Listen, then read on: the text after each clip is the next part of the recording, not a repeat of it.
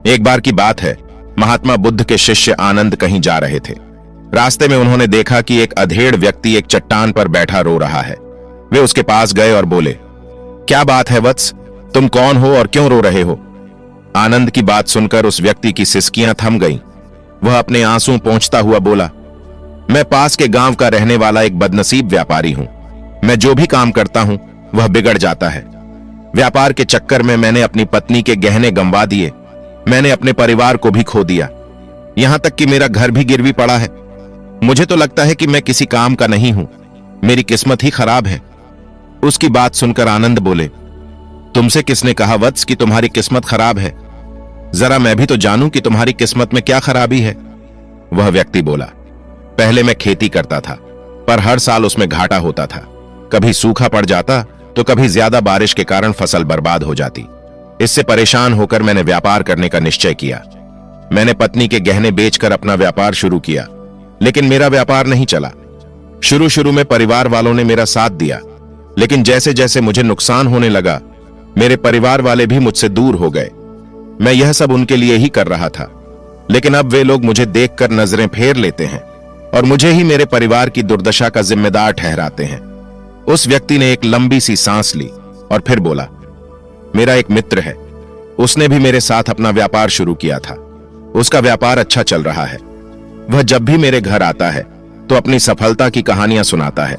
उसकी बातें सुनकर मेरे घर वाले भी कहते हैं कि उसे देख और कुछ सीख। हमें तो लगता है कि तेरे वश का कुछ भी नहीं है। उन लोगों की बातें सुन सुनकर अब तो मुझे भी लगने लगा है कि शायद मेरे वश का कुछ भी नहीं है। अब तो मुझे अपना जीवन ही व्यर्थ लगने लगा है।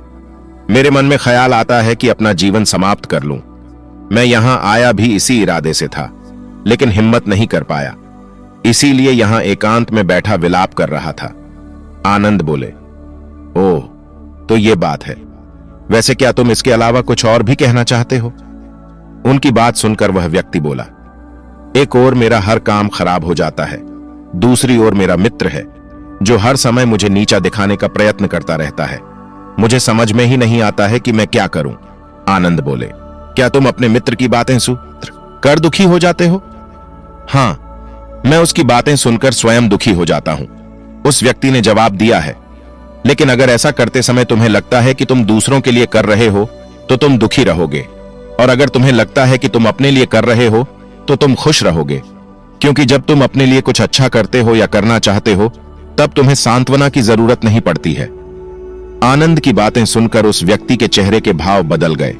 वह बोला, आप सही कह रहे हैं, मैं समझ गया हूं। अब तक मेरी किस्मत खराब इसलिए थी क्योंकि वह दूसरों के हाथ में थी। अब मैं अपनी किस्मत को अपने हाथ में रखूंगा। मैं फिर से प्रयत्न करूंगा, पूरे मन से काम करूंगा, और जब तक सफलता नहीं मिल जाती चैन से नहीं बैठूंगा। उस व्यक्ति की बात सुनकर आनंद मुस्कुराए और उसे एक छोटी सी डिबिया देते हुए बोले, इस डिबिया को हमेशा अपने पास रखना। इसमें एक ऐसा राज है जो तुम्हें बड़े से बड़े दुख से भी बाहर निकाल लेगा, लेकिन इसे तभी खोलना जब तुम्हारे जीवन में कोई रास्ता न सुझाई दे और तुम्हें लगे कि सब व्यर्थ है, यह दुनिया व्यर्थ है और यहां रहना भी व्यर्थ है।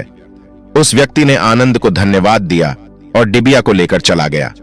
उसने नए उत्साह के साथ फिर से अपना व्यापार आरंभ किया। उसका व्यापार चल निकला। अपनी मेहनत और लगन के बल पर वह एक बड़ा व्यापारी बन गया। परिवार वाले भी उसके साथ आ गए और उसका जीवन हंसी खुशी बीतने लगा। अब वह भूतकाल का रोना छोड़ चुका था। वह भविष्यकाल की भी चिंता नहीं करता था, बस अपने वर्तमान को संवारने में लगा रहता था, और जो कुछ भी वह करता था वह अपने लिए करता था, अपनों के लिए करता था, इसलिए वह प्रसन्न था। उसके जीवन में अब कोई दुख नहीं था। लेकिन वक्त हमेशा एक जैसा नहीं रहता है, वह बदलता रहता है।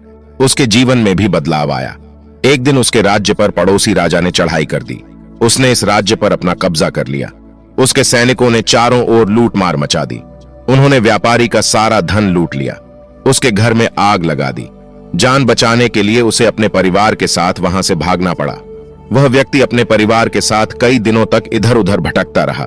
वह दाने दाने को मोहताज हो गया। उसका बच्चा बीमार हो गया। इलाज के अभाव में वह तड़पने लगा। यह देखकर उसका हृदय चीत्कार कर उठा। वह कैसे अपने बच्चे का इलाज कराए? उसके पास तो खाने के लिए भी पैसे नहीं थे। ऐसे में उसे एक बार फिर निराशा ने घेर लिया। उसे लगने लगा कि उसका जीवन व्यर्थ है, सारी दुनिया व्यर्थ है।